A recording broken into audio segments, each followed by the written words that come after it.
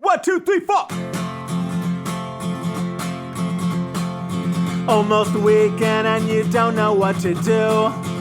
Or you just need something fun to listen to. Southside Pod. Yes, we're on the air. Pod. And with gangs all here, all things on the south side. Thanks for tuning in to the Southside Pod.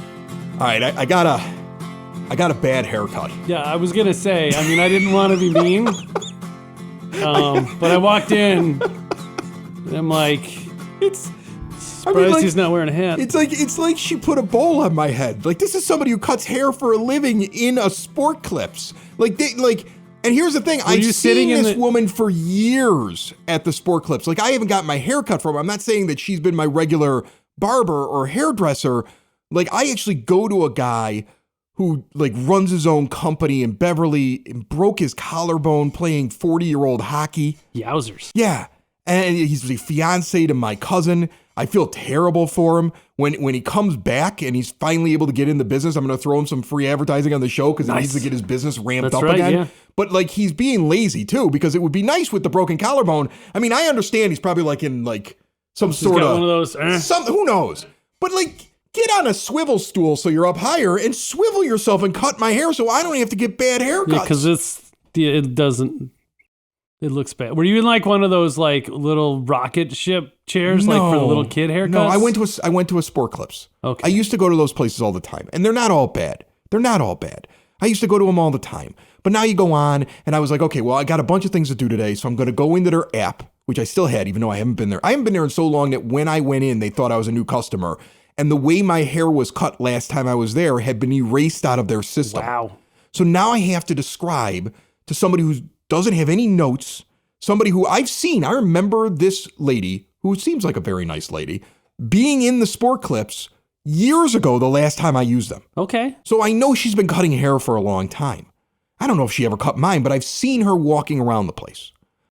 And I tell her, I'm like, look, I think it's like a 3 or a 3.5 on the side, something that starts with a 3. I'm not that upset about that. Just what I do is I just kind of cut it.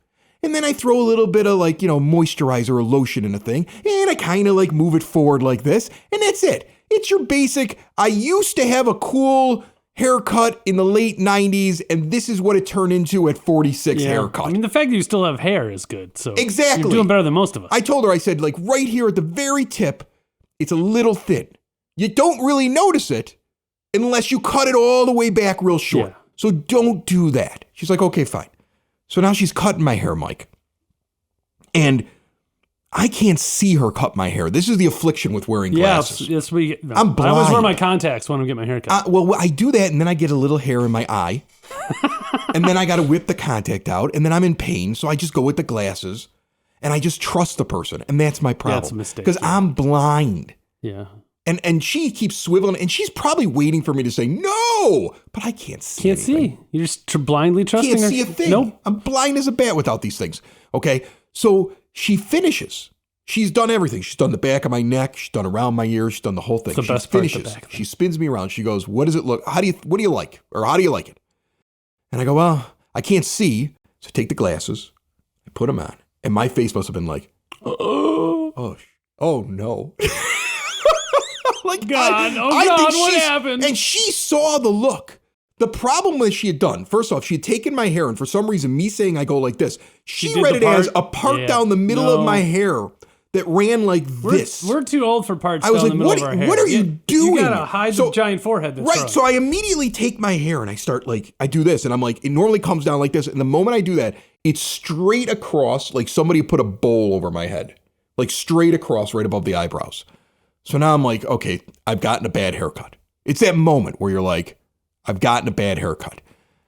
Now how do I make it the least bad that it could be, right? So now I start describing it to her. I'm like, I would go a little bit shorter. Like if I put a little product in, kind of like a little bit of spike here in the front, I'll take that. Not ideal. It's not what my guy does, but it's we can live with that. So I'm describing it to her. I could tell at one point that she had realized it could not be fixed. Like she knew. When she went back to clean my neck a second time, and she'd already done it. She was stalling. She was stalling. Because she had tried to fix it, and she had looked at it, and she knew I couldn't see because I had taken my glasses off, and she was like, oh, this is not working. Like that's like I could the moment she went back the second time, I was like, well, that's it. This is going to be a bad one. It's not good. It's going to be. I'm surprised you're not wearing a hat. I brought one. I just wanted to put just in this case. on. Yeah, I wanted to put this on for the cameras. Okay, there we go. For the rest of the show. Nice. For the rest of the show. Now nobody has to see your bad haircut. Right. I mean, I had gotten so bushy that my hair had been was curling out here around my hat. I was like a monster. Well, it's not a primary expense anymore getting a haircut. Right. Well, I like going and doing it with somebody I know because I feel like I'm taking care of him. Like he's a small business owner. I'm a small business owner. I know all the people that are doing hairdressing. They're small business owners. Sports clips aren't small business owners. Well, she's making money. She's making money, but she really is working for them. Yeah. She's relying on her tip. Like I still tipped her. Yeah. And I felt you have to. She did the work. I know, but I felt stupid tipping her. I was like, well, I'm tipping you for really bad haircut. That I'm going to have to go someplace else and get fixed. Did you? No, I wanted to bring it to the show. I was like, look, it did happen today. And I was like, well, now I know what the opening segment is. Yeah. That my hair's all screwed up. I mean, I'm not even joking. When I walked in, I'm like, what's up with his hair? It's like the first thing I thought, I'm like, I'm not going to say anything. I'm wearing a hat permanently. Yep. Like for the next couple of weeks, you will not see me with this hat off. I'm gonna get up in the morning sleep with it, and I'm gonna make eggs with my hat on. Like that's where I'm at right now. I am fortunate that I have hair. I shouldn't be bitching about it. I shouldn't be. If they mess up my haircut, then I got to shave everything, and that's terrible. One of the things that I should point out, the show will be 50% less funny because 80% because Bill isn't here. Yeah. I don't know why he got so busy, but he isn't. You're here now. I'm here. So we did a solo show with just Bill. Yep. We have a solo show with you. Yep. And unfortunately, Bill's not here because we got some notes from our social media manager. You got notes? Yeah. Good job, keep it up? Well, she's putting the videos together now. Okay. And she uses a program to match up the studio audio with our lips. Mm-hmm. And get them into the camera, and then all of a sudden, it gets produced, it gets sent out, and all that other stuff. Yeah. So most of the stuff we talked about was video quality. Mm-hmm. We talked about things that we need to kind of adjust, where the commercial ad should run, little things like that. But then she gave me notes for you guys, and I can't really do it without Bill here, so we're gonna have to save it for the next. Bill swear less? No, she wants us to swear more. Oh, nice. That should be pretty easy. She thinks that we'll get more of an edge. We've doubled our listenership or now viewership just by going to video. We're up to 4. No, we're way more than that, big guy. Nice. That's good to hear. Okay. So, I mean, but she's got notes. But the problem is that I can't do it with just you, I don't think. Why not? So we'll have to Are they all notes all for Bill? Is that why? Well, no, I mean, it's just one main note that she put in here that she thought was probably key to the show. Why can't we have it if Bill's not here? She wants the show to sound a little bit better, and she thought that there's this one main note, but we can't do it. Why? Because I'm here, you're here, we're doing the show. We can do the note, right? All right, fine. Okay, so the note that she gave me is, Mike needs to shut the fuck up. You see, this is why we can't do this. What? Why do I gotta shut up? She actually said. Let me see it. She says that you talk over Bill so much, and that's what she wants. She wants you to stop talking. And you see how that doesn't work because you need to be able to interact with me on the show. So we'll save this for when Bill is around, and then you understand what I'm saying? You can't shut up now. I need you for this show. I'm trying to follow the notes. This portion of Southside Pod brought to you by Tom Walsh, your Edward Jones financial advisor. He's local, experienced, down to earth, and a friend of this show. He actually helps me with my money, and he takes care of bills as well. Get to know you approach and a do the right thing attitude. That's what you're going to get from Tom. In times of financial uncertainty, how can you stay on track? You give him a call, 773-779-0023. Call somebody who is invested in your success and has been doing this for over 2 decades. Doesn't matter where you're at in life. Just starting out, getting to the end, somewhere in the middle. Stop in and see him on the corner of 111th and Kedzie. Tom Walsh, your Edward Jones financial advisor, and Edward Jones, making sense of investing, member SIPC. Where did you tell me the story about what you did? Was it last night? So when the famous person walked in behind you? Do I got to start all the way before that too? I went to the Cubs game yesterday. Went to a Cubs game yesterday. Yeah, went with my buddies, and it's a Friday game, so you don't leave right after the game. It's traffic. Traffic's gonna be bad, so you gotta. You're such an old man. You gotta go to the bar and let traffic die. Yeah, so much traffic. Gotta let traffic die. Right, Honey, right. I gotta let traffic die. Don't you have the money to just Uber wherever you want to now? Yeah, but the other thing is like these guys I went with, like if you Uber, then like you're gonna drink way more than you want. Okay, so you drive to keep yourself in check. I volunteered to drive so I could have an excuse to drink less. With him. And then the one guy said, "Oh, I got to be home by 6 because my wife and some friends and I are going out to a show that was actually a half a mile away from where we were." I'm like, "Okay, if you need to go home, we can go home." And then at like, what show were they seeing? They were going to go see Mark Maron at the Vic. Okay. So I'm like, all right. And then at like 5:15 rolls around. I'm like, all right. So if you got to get home by 6, we got to leave now. He's like, no, it's cool. I talked to my wife. I'm just going to meet them at the Vic. So they're going to tell me when they're on their way. So all right. So now you're out. So then you're partying. Yep. And somebody gets an idea. So yeah. So then that guy leaves at like 6:45 to go meet everybody. And one of the other guys is looking at his phone. We're at a bar right across the street from Wrigley Field. And he goes, "Hey, Matthew Sweet's playing at the Metro tonight." I mean, it's the most random thing. Mike, and it's one of the most fun things about being in Chicago. Like I once saw Living Color exactly that way. Out with friends, somebody said, "Hey, did you know Living Color is playing like 2 blocks away? I bet you we could still get tickets." And it's funny, artists like that, you could still get tickets that night to run over there and see them. Where was he playing at? He was playing at the Metro. That's exactly where I went to go see Living Color. And I was like, well, I've never seen Cult of Personality live. And then I only remembered about their song Glamour Boys when they played it. And that was about it. But I was like, how do you pass up seeing that, right? And so you're like Matthew Sweet, I want to see Sick of Myself and Girlfriend. So at first we're like, no, that's dude. it too, right? He doesn't have anything else. No, Angeline. I don't even know what that song is. If you heard it, yeah, okay. Listeners, go look that one up. Sick of Myself was one of my favorite ones when I was a lovelorn teenager and I had eyes for a girl and I was too nervous to ask her out and I would play Sick of Myself in my room and imagine that I had some sort of nerve to ask her out. Like that was my song. Yep. Okay. So he's still trying to convince us to go. Me and the other guy don't want to. The other guy had started drinking water too. Okay. He was ready to be done. Lame old men. And then he's like, "Oh, come on. Look where we are. He's right there. It's fate. It's kismet. We should go." Matthew Sweet. He's like, there's tickets still available. How much was Matthew Sweet? I think we got the tickets for like $30 That's each. too much money for Matthew Sweet. Well, Last minute, you should have gotten that for $15 a person. Well, it was actually sold out. We had to get them through StubHub. Oh, okay. So you had to buy aftermarket tickets. Okay. So he just buys them. I look at the other guy. I'm like, I guess we're going. I text my wife. We're going to see a band now. I love that. And so I go, all right, what's the other problem? I'm like, dude, we got all our stuff. We're wearing our Cubs gear. The guy who went to go to the Mark Maron show left all the stuff with us. I'm a dork. I have my scorebook, my scorecard from keeping score. Yeah, you're suddenly a college kid with nowhere to put your stuff. Yeah, I'm like, what am I gonna do? And he goes, oh, dude, my buddy lives right around the corner. I'll call him up and we could probably leave our stuff at his apartment. So he calls his buddy, and his buddy is in Minneapolis. So sorry, I'm not home, but hey, go to the G-Man Tavern and just tell them you know me, and they'll let you leave stuff there.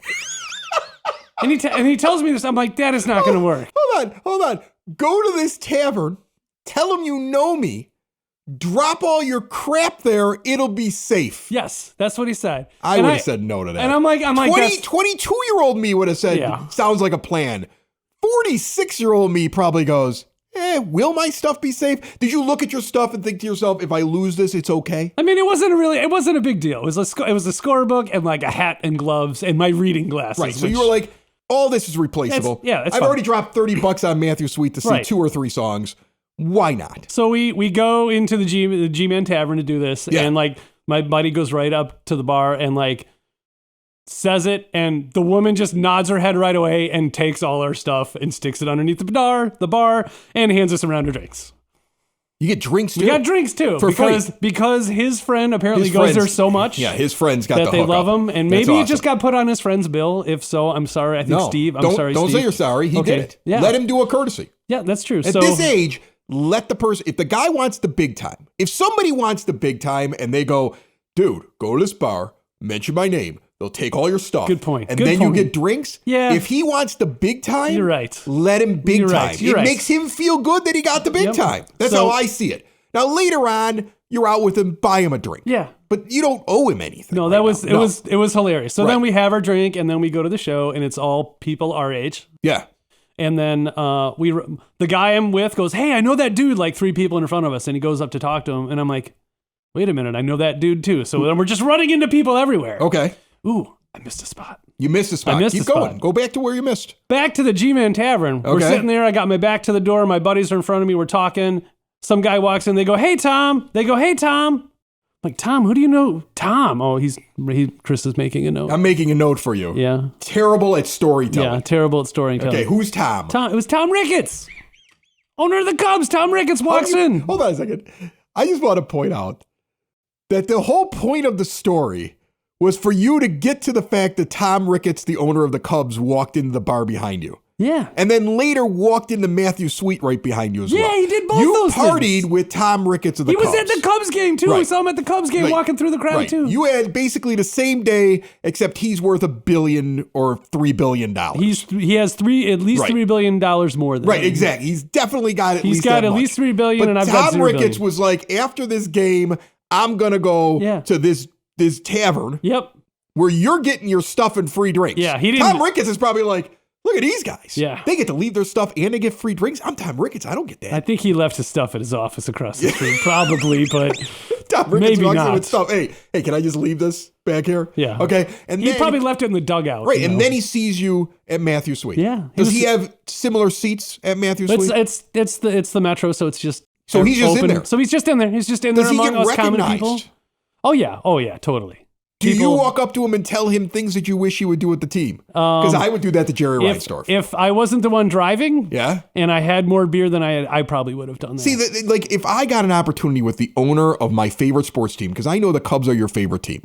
Okay, the White Sox are mine. yeah, If I had any opportunity to say anything to Jerry Reinsdorf, I wouldn't pass it up sober or intoxicated. I would be up there and I would say it. He wouldn't care, but I would say it. I'm at the point where I would say something to Jerry Reinsdorf. Right? But I mean, like, you had a golden opportunity there. It didn't run through your mind. Something that you'd like to say to him.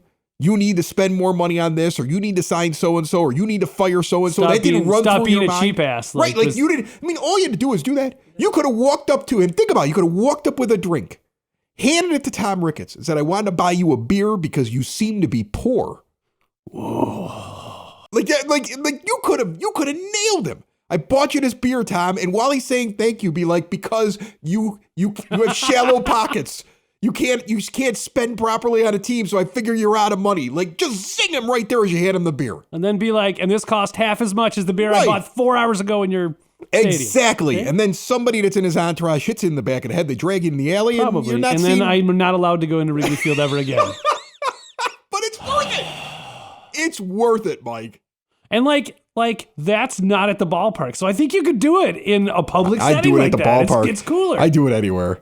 I be shameless. Yeah, Jerry Reinsdorf doesn't. He doesn't leave his tower. Doesn't leave the box He to hides. come, yeah. He hides someplace. Yeah, He's in Tom a cave. at least comes out and Jerry Reinsdorf's in a cave someplace right Yeah. now. We're laying in his casket until the sun completely comes down. Then he'll come out and feast on the young. hey, somebody's got it right. Southside Pod listeners, if you're looking for something to do and you like wine, Spoken Vine Wine Bar and Bottle Shop, northeast corner of 95th and Kedzie, an incredible array of wines, an amazing menu as well. The wines from all over the world, and you can get them in any kind of portion that you'd like. You can try out new ones every time you go in there because they're constantly rotating in new items. A 21 and over establishment, really cool, like a hotel lounge inside of that establishment. And then if you find something you like, you go to the bottle shop, you pick out that wine, you take it home.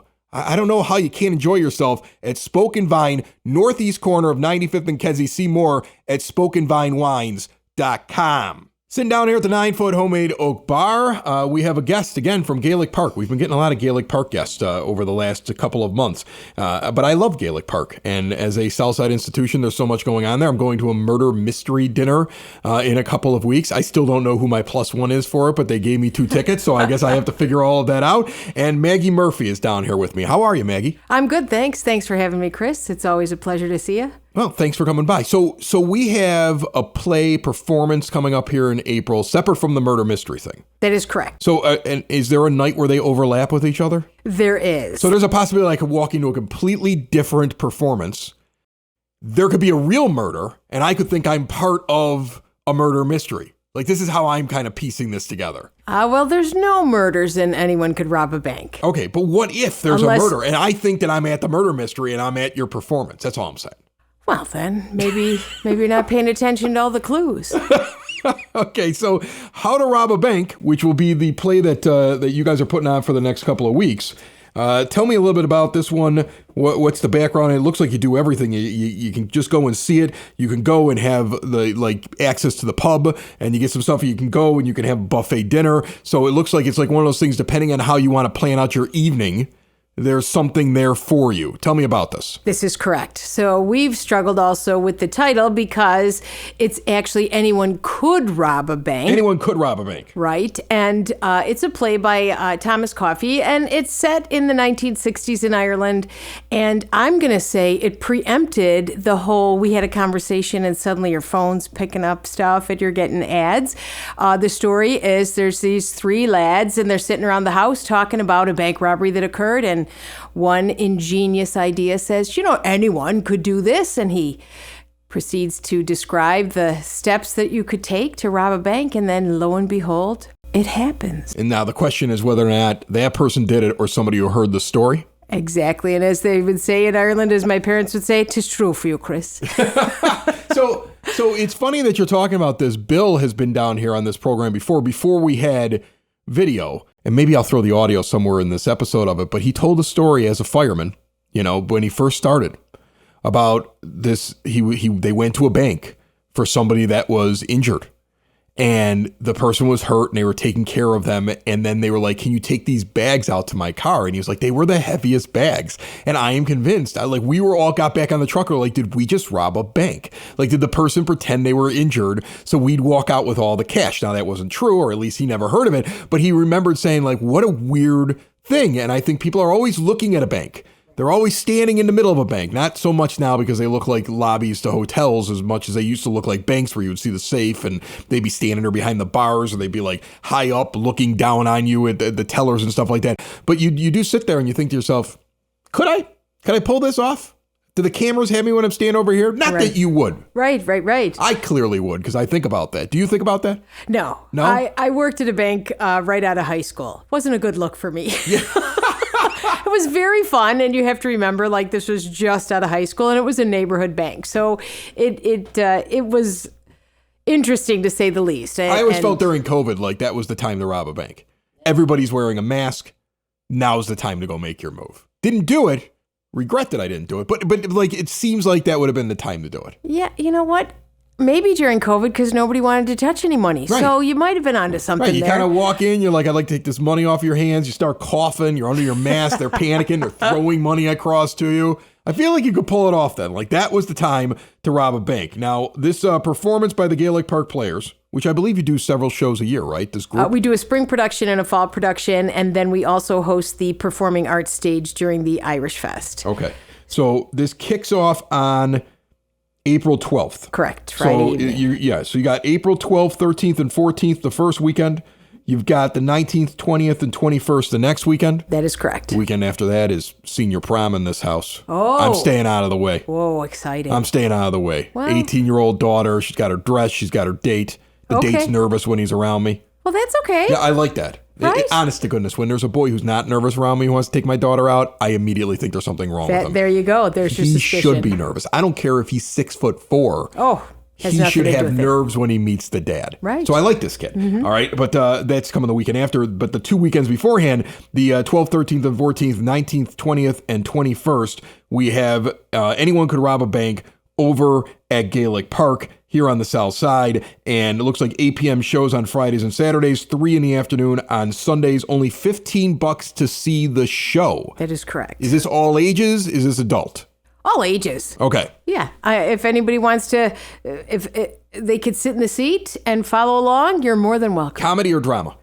More comedy. More comedy. Yes. All right. So we got a comedy. Mm-hmm. All ages can do it. And then it looks like if you want to add on to the theater-only tickets, you can, for $35, get into the theater and get a pub dinner combo that is on Friday or Saturday. For $45 on Sunday, there's a buffet dinner combo along with your theater ticket. So you're feeding people there as well. Well, right. I mean, what a great opportunity to go out and have dinner and a show without breaking the bank. And then the Sunday buffet typically works out if you have a family or you want to get people together. Yeah. For example, the Sunday is my birthday, so we're going to... Oh, happy birthday. Thank you very much. That's exciting. It is. Yeah. Many get denied the opportunity. So we're going to have the play in the afternoon on Sunday and then the buffet dinner. It's kind of like going to a wedding without the bride and groom and, no big gift to go with it. So Gaelic Park does a great job. Their food is fabulous, and 9 times out of 10, they'll have some sort of entertainment. So the Sundays are a great evening. But if you want to feel like you're in Ireland and have some fish and chips at the pub on Friday or Saturday and then go see the show, that fits the profile as well. I want to say, I've only heard rumor, but you know about this thing with the house, right? They gave away the house. Yeah. You're aware of this whole thing. Sure. I want to say what Mount Greenwood police officer wanted? A retired, yeah, I understand that. Retired police officer wanted. I'm not sure. I mean, all the stories can go one Whatever way or the other. Whatever it was, a police, I'm like, good for him. Good man yourself. You know what I'm saying? Like, I yes. came from a cop family. I'm like, good for that guy. He got That's in there. right. Do you know if he's taking the house or if he's taking the money? Have you heard anything? Now that you're I over have there? not. You haven't heard anything? No. All right, and I'm if you're curious. typically Irish, you'll be very cagey and keep that information to yourself. Like to me, like I'm disappointed it wasn't me. But then I sit there and I want, everybody wants to know, right? Like I'm sure everybody wants to know, like, well, what did he do? That's what did right. he do? Did he keep the house? Did he take the Right. cash? Has he Right. run off someplace? Like what is he? What's the plan there? And I would imagine that gets kept close to the vest. And you have so many events going on over there. Oh, absolutely. That's what I think is crazy. Yeah. That happened. There's all these things that happened during the month of March for St. Patrick's Day. Like I said, you got a murder mystery dinner that you're doing. I've never done one of those. It's one of those things I've always wanted to do. They reached out to me and they said, hey, for having all the people on from Gaelic Park on the show, do you want to go to one of these performances? And no offense to your performance, I was like, murder mystery. I'm diving into that. Oh, take it. I was diving into They that, right? did, I might come to your thing, though, too, now, because to me, robbing a bank has always been one of those things that I'm intrigued by. Very good then. Yeah. You can make room on your schedule for both of them. The Gaelic Park had done Death to the 80s last year, I think it was. And it was along the same lines of murder mystery. And it was great fun. I mean, honestly, what a great night as well. Awesome. Well, once again, Gaelic Park is at 6119 West 147th Street out in Oak Forest. You can learn more about this at GaelicParkPlayers.org. Is that where they get tickets as well in advance? That'll flip you over to the Gaelic Park. I would call it almost like the parent website, and you can order tickets online. Absolutely, yep. Order your tickets online, and then performances again kick off on April 12th, so coming up here, a couple days. That's right. Shout out to all of our actors and our director, Julie Zablekis. Are you acting? I'm right now. No, Yeah. I'm kidding. No, No. I'm not in it.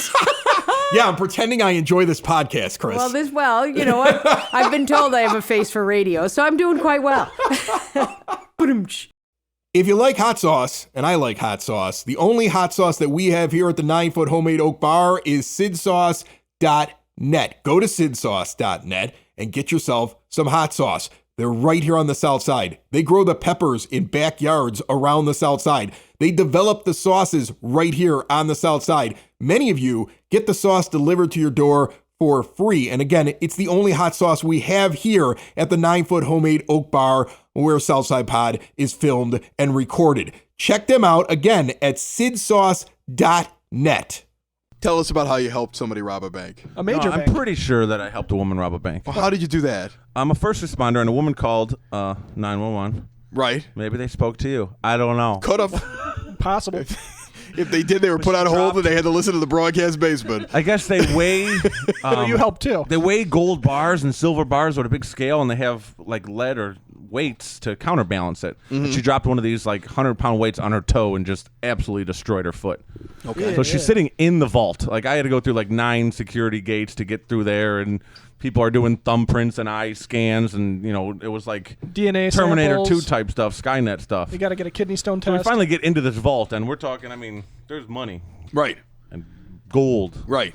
And this lady's sitting there, and we You're get like, her how do I get my hands on this? We get her in we call it a stair chair. It's like a temporary wheelchair to get her out to the ambulance.